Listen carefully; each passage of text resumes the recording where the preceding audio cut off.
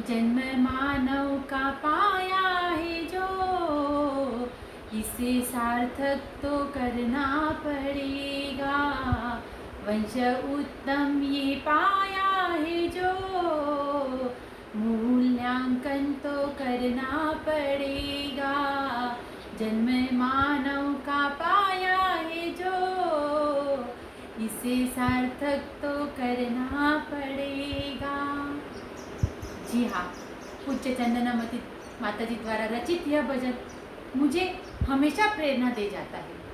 हम सब भी अपने जीवन को सार्थक बनाते हुए और अपना मूल्यांकन करते हुए यह मंगल 10 लक्षण धर्म मना रहे हैं।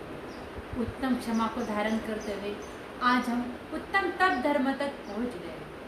जी हाँ, आज हमें उत्तम तप धर्म को धारण करना है, उसे स्वीकार करना है, उसे अंतरंग में जागरूक करना है।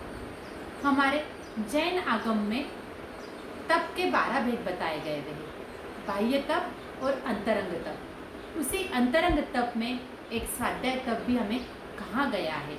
जी हाँ, सिर्फ उसे तप नहीं कहा गया, उसे परम तप कहा गया है।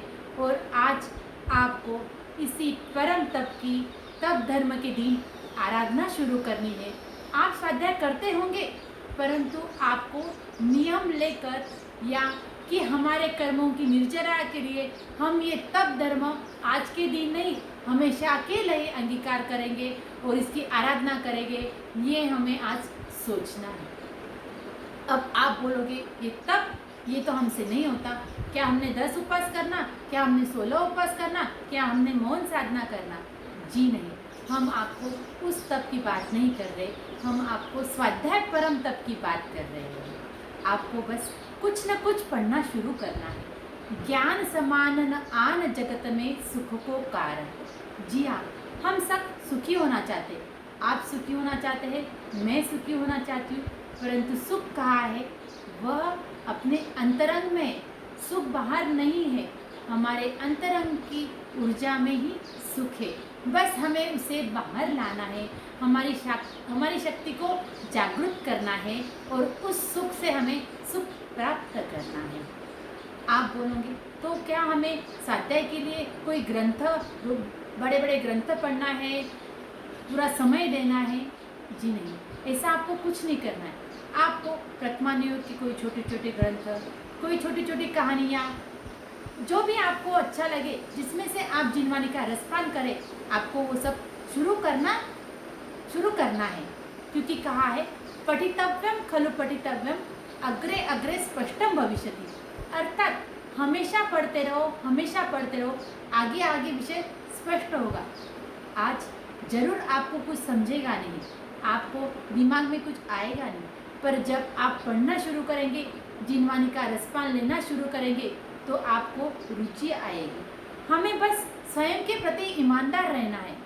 हमारे कर्मों की निर्जरा हम खुद ही कर सकते हैं, हम खुद ही कारण बन सकते हैं, हमारे कर्म हम खुद ही नष्ट कर सकते हैं और स्वाध्याय के द्वारा हम हमारे अनंत कर्मों की निर्जरा कर सकते हैं। जी हाँ, देखिए, हम सब के पास धन, समय, शक्ति, बुद्धि आदि सब चीज़ें रहती हैं, पर अगर इन चीज़ों को हमने सदुपयोग किया, सही जगह लगाया, तो ही हम हमारे जीवन का मूल्यांकन सही तरह कर सकते हैं, जीवन को सार्थक बना सकते हैं। धन को आप दान में दे दीजिए। रही बात बुद्धि की, समय की, शक्ति की, तो ज़रूर आप अपनी बुद्धि को, अपने समय को, अपने अंदर की शक्ति को इस स्वाध्याय परम तप में लगा दीजिए। मैं जानती हूँ बहुत लोगों को रुचि नहीं आती है, क्योंकि उनको जो पढ़ रहे हैं वो समझ में नहीं आता है, या फिर उनको नींद आ जाती है, क्योंकि हमने कभी कोशिश ही नहीं की शुरू करने की, हमने कभी कोशिश नहीं की। हमको शुरू करना है, कहीं ना कहीं हमको जागरूक होना है। हम मंदिर में जाते हैं, भगवान के सामने खड़े रहते हैं और हम क्या बोलते हैं? वंदे तद्गुण लब्धे। जी हाँ, परंतु भगवान के गुण कैसे है? जब हम उनके गुणों को समझेंगे, भगवान की वितरागता को समझेंगे, तभी तो वो गुण हम में आएंगे।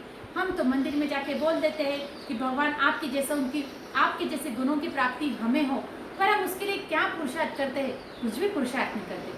हमें स्वयं को उसके लिए जागरूक होना पड़ेगा, उन गुणों को समझना पड़ेगा। और उन गुणों को हम कहाँ समझ सकते हैं? सिर्फ स्वाध्याय करके समझ सकते हैं, कुछ ना कुछ पढ़कर समझ सकते हैं।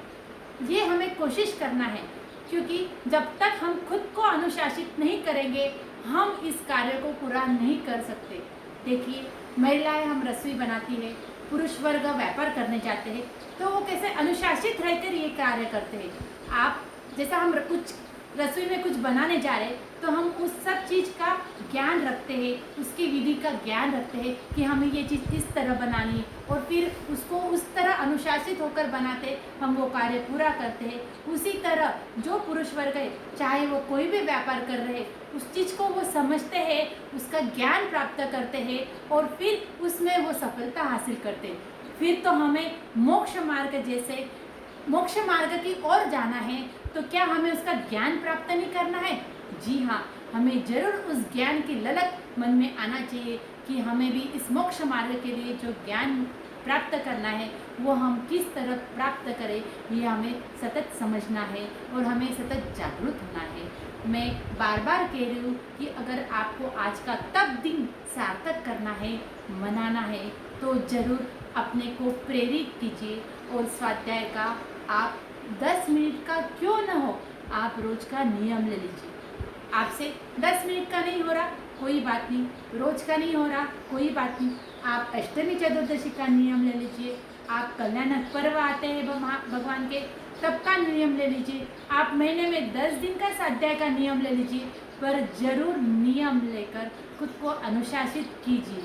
अरे जिनवानी माँ में इतनी आप इन्हें पढ़ोगे तो आपको समझेगा और आपका मन आनंदित होते जाएगा, सुखी होते जाएगा, और मोक्ष मार्ग प्रशस्त करने के लिए जो हमें ज़रूरत है उन चीज़ों को हम फिर करते जाएंगे और हम आगे बढ़ते जाएंगे। देखिए, तन मिला तुम तप करो, तन मिला तुम तप करो, करो कर्म का नाश, रवि शशि से भी तुम में अधिक है, तुम में दिव्य प्रकाश, तुम में दिव्य प्रकाश। जी हाँ, हम सब में दिव्य प्रकाश है, हम सब में वो शक्तियाँ है, हम सब में वो चेतना है। हमें सिर्फ उसे जागरूक करना है, उसे हमें अपने आप में अवतरित करना है, अपने को स्वयं को ये हमें मन से बात करना है कि हम ये चीज़ कर सकते हैं। नहीं कभी बोलना ही नहीं है, हमें सकारात्मकता की ओर जाते हुए मन को प्रेरित करना है। मन से जीते जीत है, मन से हारे हार। जी हाँ, हमें हमारे मन से ही प्रेरित होकर मन को तैयार करते हुए बस इस स्वाध्याय परम तप की सतत आराधना करना है और हमारा ये 10 लक्षण पर्व सार्थक करना है। सिर्फ आज तप धर्म आया ताकि हम तप कर ले, ऐसा नहीं करना है। हमें अपने जीवन में इसको ज़रूर लाना है और हो सके तो आज आप ज़रूर नियम लीजिए कि हम किसी भी जिनवानी में 4 अनुयोग बताए गए हैं, प्रथमानुयोग, कर्णानुयोग, चरणानुयोग, द्रव्यानुयोग। आप प्रथमानुयोग की छोटी छोटी कहानियाँ पढ़ लीजिए, आपको जो उचित लगे, आपको जो समझ में आए, पर कुछ न कुछ पढ़ना जरूर चालू कीजिए और ये नियम में बन जाइए और इस स्वाध्याय परम तप की आराधना कीजिए।